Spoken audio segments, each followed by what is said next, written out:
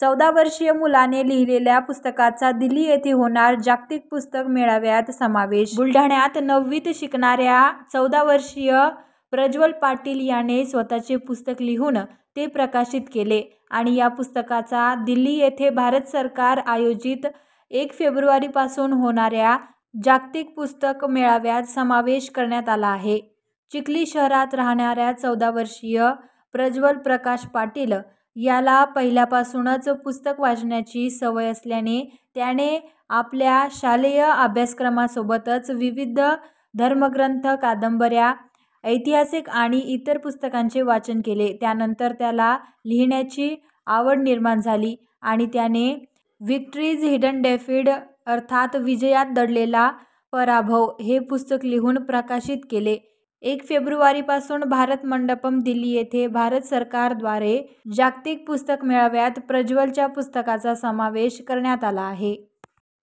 मी प्रज्वल प्रकाश पाटील, वर्ग 9वी मध्ये शिकतोय। मी आता नुकतंच लिहिलेलं पुस्तक आहे विक्ट्रीज हिडन डिफीट।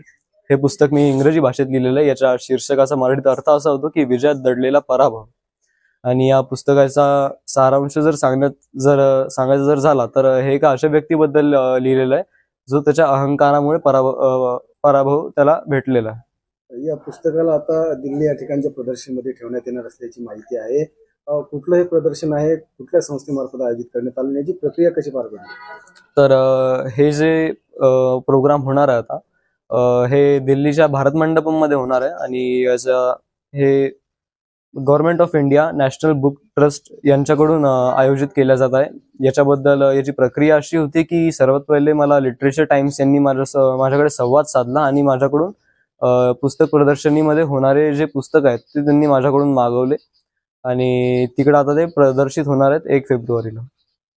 मी दीपिका प्रकाश पाटील, प्रज्वल पाटीलची मम्मी आहे आणि माझा मुलगा प्रज्वल हा 9वी मध्ये शिकत असून त्याने लहान वयामध्ये त्याचं स्वतःच्या विचारांचे किंवा वेगवेगळ्या पुस्तकातून ज्ञान घेऊन त्यांनी त्याचं स्वतःचं पुस्तक प्रकाशित केलेलं आहे आणि आज ते पुस्तक 1 तारखेला दिल्ली येथे होणाऱ्या जागतिक पुस्तक मेळाव्यामध्ये त्या पुस्तकाची त्याच्या निवड झालेली आहे।